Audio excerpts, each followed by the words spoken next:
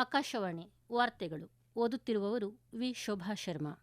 ಮುಖ್ಯಾಂಶಗಳು: ನಾಳೆ ಪುದುಚೇರಿ ಕೇಂದ್ರಾಡಳಿತ ಪ್ರದೇಶ ಹಾಗೂ ಪಶ್ಚಿಮ ಬಂಗಾಳ, ಕೇರಳ, ತಮಿಳುನಾಡು, ಅಸ್ಸಾಂ ವಿಧಾನಸಭಾ ಚುನಾವಣೆಯ ಮತ ಎಣಿಕೆ.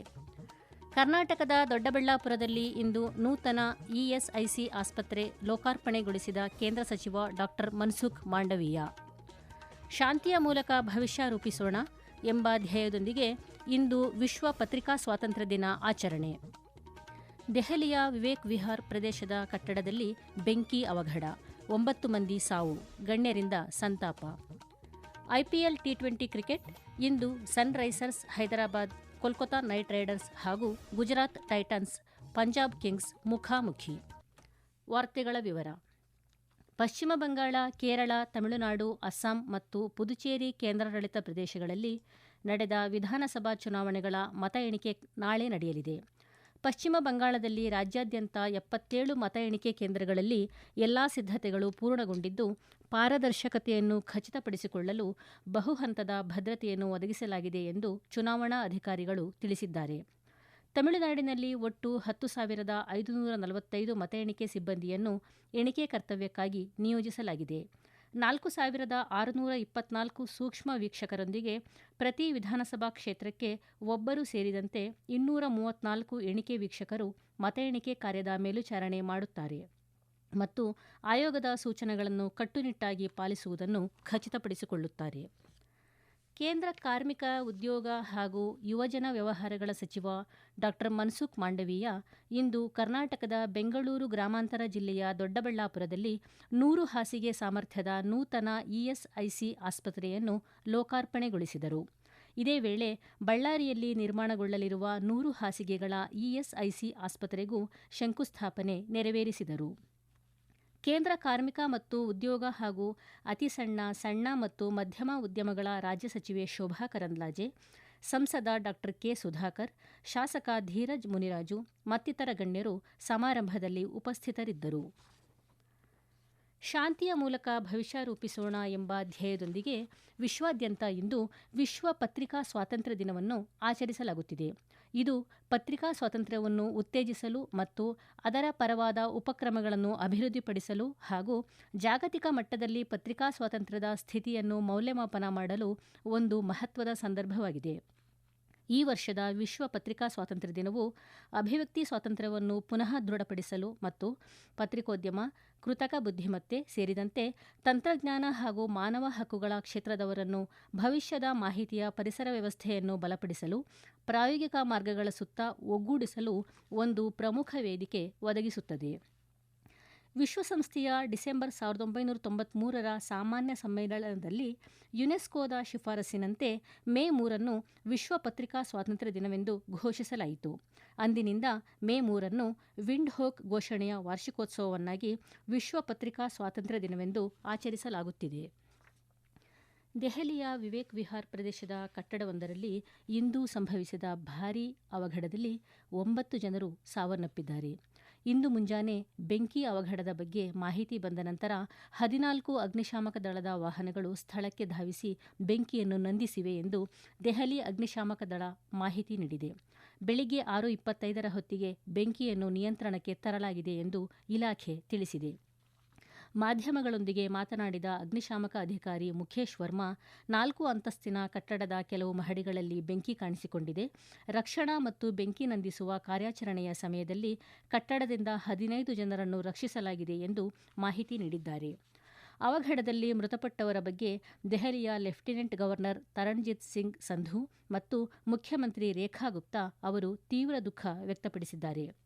ಸಾಮಾಜಿಕ ಮಾಧ್ಯಮದಲ್ಲಿ ಲೆಫ್ಟಿನೆಂಟ್ ಗವರ್ನರ್ ತರಣ್ಜಿತ್ ಸಿಂಗ್ ಸಂಧು ದುರಂತದಲ್ಲಿ ಪ್ರೀತಿಪಾತ್ರರನ್ನು ಕಳೆದುಕೊಂಡ ಕುಟುಂಬಗಳಿಗೆ ಸಂತಾಪ ಸೂಚಿಸಿದ್ದಾರೆ. ಗಾಯಾಳುಗಳು ಶೀಘ್ರವಾಗಿ ಚೇತರಿಸಿಕೊಳ್ಳಲಿ ಎಂದು ಅವರು ಹಾರೈಸಿದ್ದಾರೆ. ಗಾಯಗೊಂಡವರಿಗೆ ಅಗತ್ಯವಿರುವ ಎಲ್ಲಾ ವೈದ್ಯಕೀಯ ನೆರವು ಒದಗಿಸುವುದರ ಜೊತೆಗೆ ಸಂತ್ರಸ್ತರಿಗೆ ತಕ್ಷಣದ ಪರಿಹಾರ ಮತ್ತು ಬೆಂಬಲವನ್ನು ಒದಗಿಸುವಂತೆ ಅಧಿಕಾರಿಗಳಿಗೆ ನಿರ್ದೇಶನ ನೀಡಿದ್ದಾರೆ. ಈ ಅವಘಡ ಅತ್ಯಂತ ದುರಂತ ಎಂದು ದೆಹಲಿ ಮುಖ್ಯಮಂತ್ರಿ ರೇಖಾ ಗುಪ್ತಾ ಹೇಳಿದ್ದಾರೆ. ಪರಿಸ್ಥಿತಿಯನ್ನು ನಿರಂತರವಾಗಿ ಮೇಲ್ವಿಚಾರಣೆ ಮಾಡಲಾಗುತ್ತಿದೆ ಮತ್ತು ಸಂತ್ರಸ್ತರಿಗೆ ಸಾಧ್ಯವಿರುವ ಎಲ್ಲಾ ಸಹಾಯವನ್ನು ಖಚಿತಪಡಿಸಿಕೊಳ್ಳಲಾಗುತ್ತಿದೆ ಎಂದು ತಿಳಿಸಿದ್ದಾರೆ.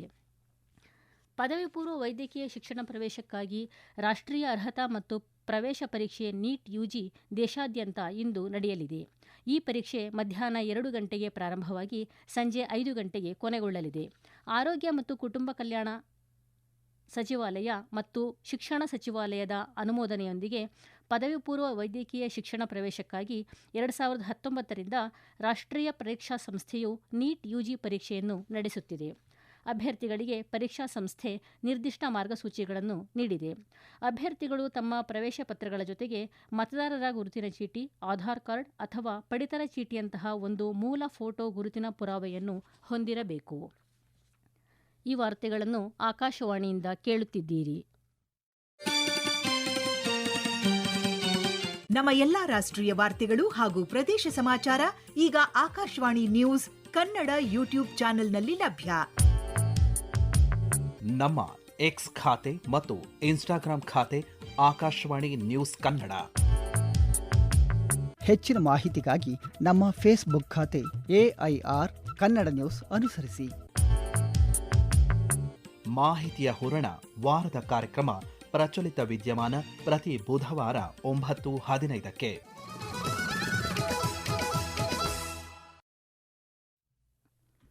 ಯುನೈಟೆಡ್ ಅರಬ್ ಎಮಿರೇಟ್ಸ್ UAE ಯಲ್ಲಿರುವ ಭಾರತೀಯ ವಿದ್ಯಾರ್ಥಿಗಳು ಇಂದು ರಾಷ್ಟ್ರೀಯ ಅರ್ಹತಾ ಮತ್ತು ಪ್ರವೇಶ ಪರೀಕ್ಷೆ ನೀಟ್ ಯುಜಿ 2026 ಬರೆಯುತ್ತಿದ್ದು, ದುಬೈ ಮತ್ತು ಶಾರ್ಜಾ ಎರಡರಲ್ಲೂ ಪರೀಕ್ಷಾ ಕೇಂದ್ರಗಳಲ್ಲಿ ಪರೀಕ್ಷೆ ಬರೆಯಲಿದ್ದಾರೆ. ಈಗಾಗಲೇ ಮಧ್ಯಾಹ್ನ 12:30ರಿಂದ ಪರೀಕ್ಷೆ ಆರಂಭವಾಗಿದ್ದು, ಮಧ್ಯಾಹ್ನ 3:30ರವರೆಗೆ ನಡೆಯಲಿದೆ. ಭಾರತವು ತನ್ನ ಶುದ್ಧ ಇಂಧನ ಪ್ರಮಾಣದಲ್ಲಿ ಮಹತ್ವದ ಮೈಲಿಗಲ್ಲು ಸಾಧಿಸಿದೆ ಎಂದು ಕೇಂದ್ರ ನವೀಕರಿಸಬಹುದಾದ ಇಂಧನ ಸಚಿವ ಪ್ರಹ್ಲಾದ್ ಜೋಶಿ ಹೇಳಿದ್ದಾರೆ. ಸಾಮಾಜಿಕ ಮಾಧ್ಯಮ ಪೋಸ್ಟ್ನಲ್ಲಿ ಸಚಿವರು, ಪ್ರಸ್ತುತ 45 ಲಕ್ಷ ಮನೆಗಳು ಸೌರಶಕ್ತಿಯನ್ನು ಬಳಸಿಕೊಂಡಿವೆ. ಈ ಬೆಳವಣಿಗೆಯ ಆಂದೋಲನವು ದೇಶಾದ್ಯಂತ ಸೌರಶಕ್ತಿಯ ತ್ವರಿತ ಅಳವಡಿಕೆಯನ್ನು ಪ್ರತಿಬಿಂಬಿಸುತ್ತದೆ ಎಂದು ತಿಳಿಸಿದ್ದಾರೆ. ಪ್ರಧಾನಮಂತ್ರಿ ಸೂರ್ಯಘರ್ ಮುಫ್ತ್ ಬಿಜ್ಲಿ ಯೋಜನೆಯಡಿಯಲ್ಲಿ ಕಳೆದ ತಿಂಗಳಲ್ಲಿ ದಾಖಲೆಯ 3.11 ಲಕ್ಷ ಮನೆಗಳು ಪ್ರಯೋಜನ ಪಡೆದಿವೆ.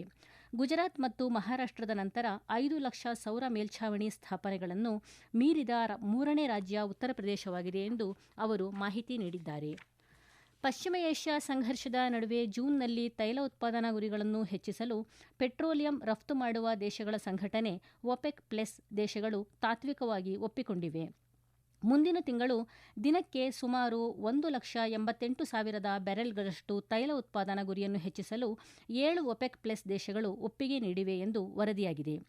ಭೌಗೋಳಿಕ ರಾಜಕೀಯ ಬಿಕ್ಕಟ್ಟು ಮತ್ತು ಯುನೈಟೆಡ್ ಅರಬ್ ಎಮಿರೇಟ್ಸ್ UAE ಗುಂಪಿನಿಂದ ನಿರ್ಗಮಿಸುತ್ತಿರುವ ಮಧ್ಯೆ ಇದು ಸತತ 3ನೇ ಮಾಸಿಕ ಹೆಚ್ಚಳವಾಗಿದೆ. UAE ನಿರ್ಗಮಿಸುವುದರೊಂದಿಗೆ ಒಪೆಕ್+ ಇರಾನ್ ಸೇರಿದಂತೆ 21 ಸದಸ್ಯರನ್ನು ಒಳಗೊಂಡಿದೆ. ಕಳೆದ ವಾರ UAE ಒಪೆಕ್ ಮತ್ತು ಒಪೆಕ್+ ತೈಲ ಪೂರೈಕೆ ಸರಪಳಿಗಳನ್ನು ತೊರೆಯುವುದಾಗಿ ಘೋಷಿಸಿತ್ತು.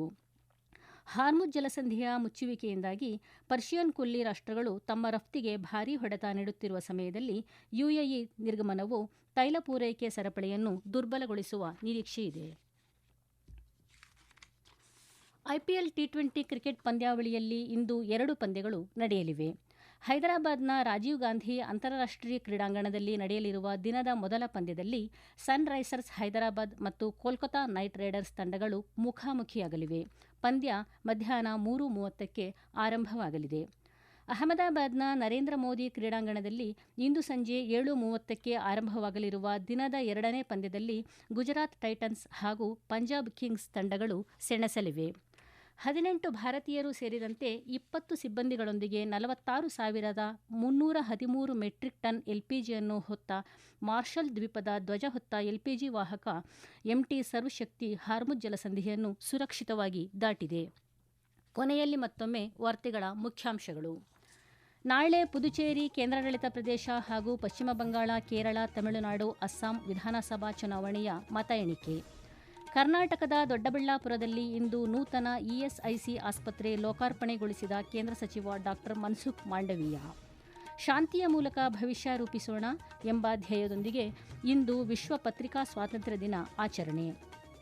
ದೆಹಲಿಯ ವಿವೇಕ್ ವಿಹಾರ್ ಪ್ರದೇಶದ ಕಟ್ಟಡದಲ್ಲಿ ಬೆಂಕಿ ಅವಘಡ, 9 ಮಂದಿ ಸಾವು, ಗಣ್ಯರಿಂದ ಸಂತಾಪ.